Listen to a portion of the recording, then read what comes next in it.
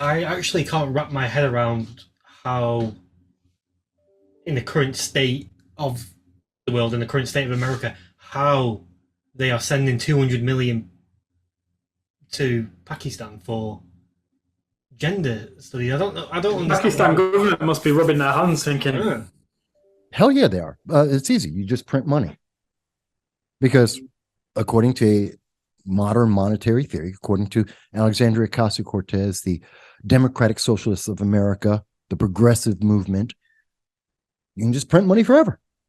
There is no consequence in their view. And whatever consequence might happen is not as important as the promotion of socialism around the world. They're looking at very short term. In the EU, Britain, and the United States, Canada too, we have really convinced ourselves on this very short term window that whatever happens, I pass a law, and 2 weeks later, the law is in effect, and everything's changed that's going to change. That's what we look at. We think everything's whatever happened in the next week within that news cycle, which is usually 3 days. That's the impact. That's everything. And there's nothing else to consider, which is stupid. Most of these things take months before they actually have the impact actually connect to what you did. And then we see results that could last for years after that, which are compounding year by year by year. The movement towards, and this is controversial, I know it's the UK, so cut me off if I can't say, I know you have very strong limits on free speech, as I do here in the United States and, of course, the internet, but tell me if this is considered too far. The entire trans movement is artificial and incorrect.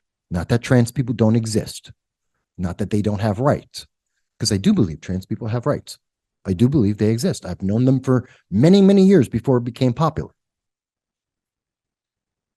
But the movement is a political movement. It is a feeling. It is a fad.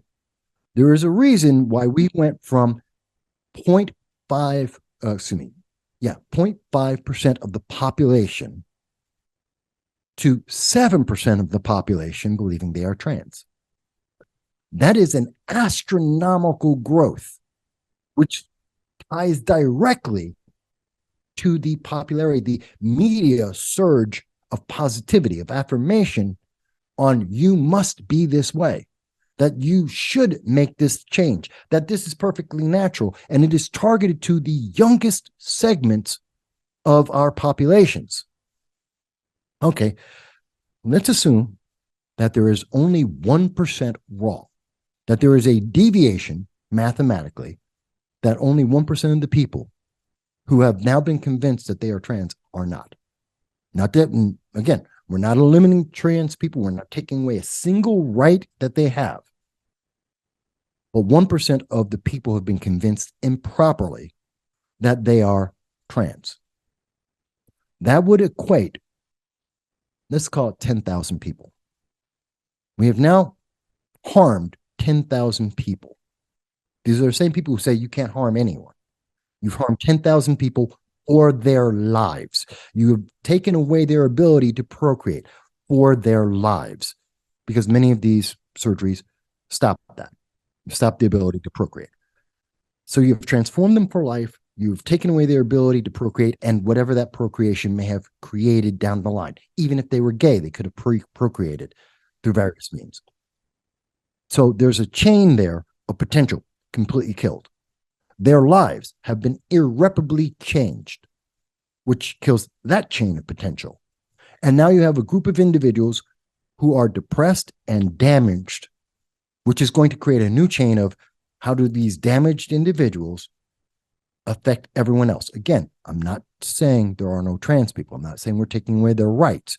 I'm saying a percentage of these individuals were improperly, in anything you do, there is a percentage of people who are negatively impacted.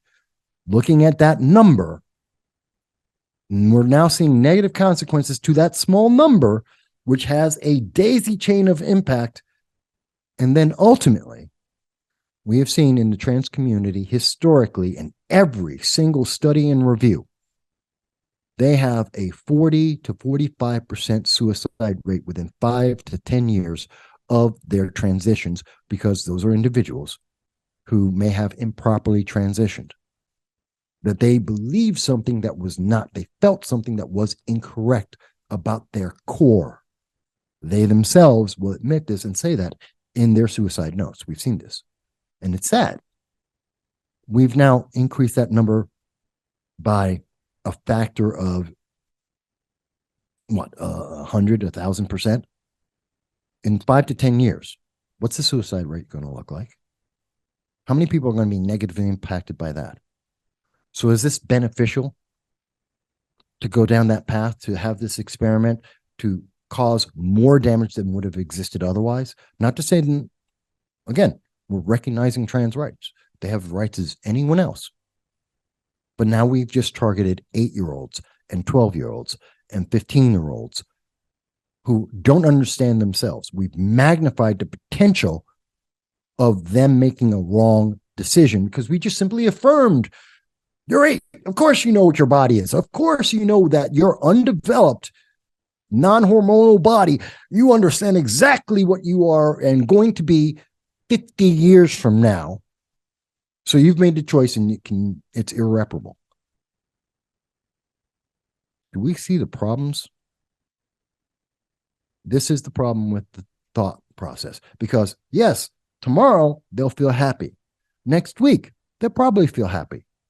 When the news cycle ends and the same people pushing in their equity staircase, trans right now, and move on to skinny people, fat people, tall people, short people, I don't know, people with purple hair, people with blue irises, I don't care what it is, whatever. People who consider themselves, again, going back to toasters, and they're the new thing that they're going to promote all day long.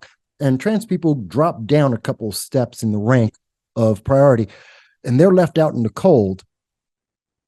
No one's going to be paying attention to those numbers because they didn't pay attention to them before. No one cares about how many people, how many lesbians or gay or black men or white men or Hispanics. No one's talking about the suicide rates for them. They don't count. What happens when those trans people are now dropped a couple of categories and no one cares? They're still going to die en masse. We've still damaged those lives. We need to look at the consequences. Does that make sense? There's no sort of long-term thinking because everyone's so obsessed with how they feel now or how other people feel today or tomorrow. But there's no thinking, how are they going to feel in 5 to 10 years' time when they've gone through puberty? Is like, for humans, the most confusing time for anybody. Like, they don't know. Like, there's loads of shit going on. Your hormones are like through the roof. It's not a time where you can make life-changing decisions, and it shouldn't be a time where you can make life-changing decisions. That's something I think you should decide when you're in your late 20s, really, if you're going to do something life-changing. Once you turn 25, I think that's probably when you started at 18. I started making life-changing decisions at like 18, actually even maybe 15 when I started working. But everyone's different. But at the same time, I wasn't impairing my body and mind for life. I had people guiding me saying, what? No, that's stupid. Don't do that. If you want to do it later. Yeah, think about it for a few years and then do it. It's like, for example, I've always wanted a tattoo, and I'm 26 now. Mhm. But I've wanted one since I was 18, and I had it in my head, and I thought, do you know what? When I'm 26, if I still want one, I'll get one. And I'm 26 and I wanted one, so I got one. I have 4. If they had that same mentality with this trans movement, say your 8-year-old child, your 15-year-old child says they want to transition, say, okay, that's fine. Give it a couple of years, 3-4 years. If you still want this after you've gone through whatever it is you're going through, then fair enough, go and get it. And I guarantee that number will be back to what it was normally. We have seen several studies that suggest that about 80% of the youth that believe that they are differently gendered, let's say, change their mind by the time they're 18. Roughly about 80%. Now, that's not to say that there aren't people who honestly believe that they're differently gendered, that will have a good and productive life, differently gendered. Fantastic. I'm happy for you. Go for it. Just be sure. And how much more of a support base can we build for those people and help those people if we say, okay, we have understood the consequences. We have jumped in with both feet straight in and said, hey, everyone has to be differently gendered. Everyone is absolutely differently gendered. There is no consensus and everything is okay. And there is nothing that is off limits. Does that sound more like a recipe for absolute chaos, or does it sound like an organized society that's actually got support?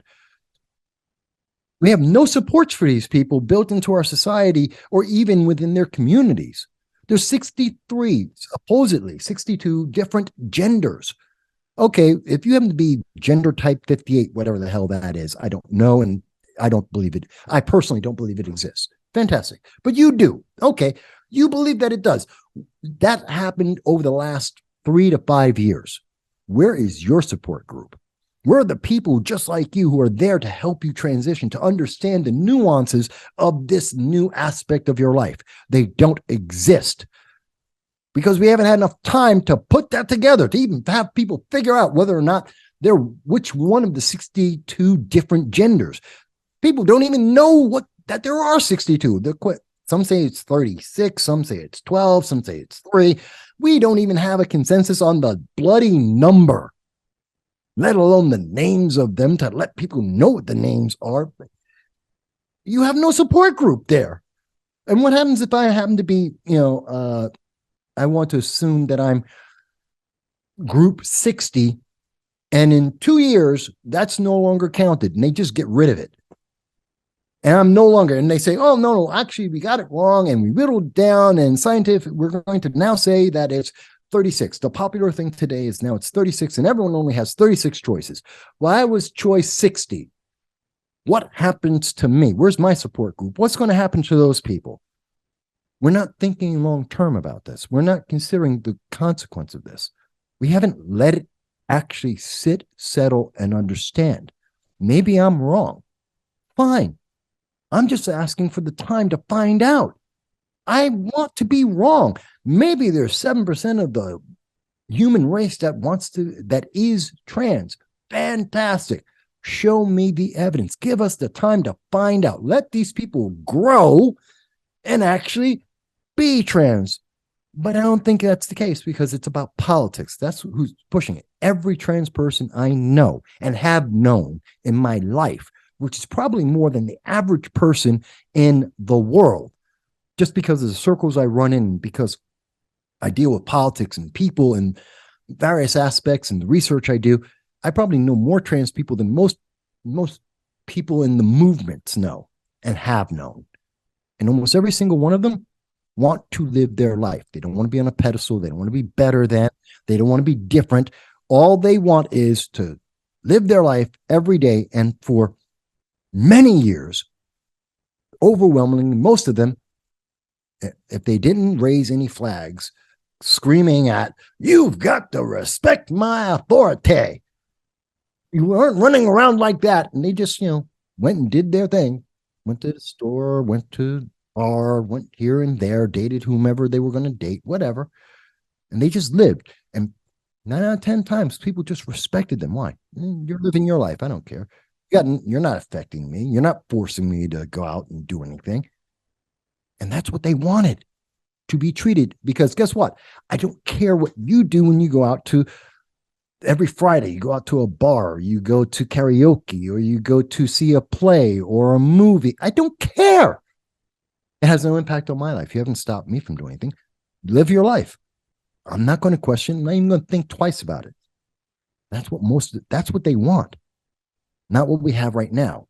And if they got that, how much better if that was the focus, just letting them live, rather than this focus that you have to be like them. You have to change. Putting a spotlight on them, how many people would be better off?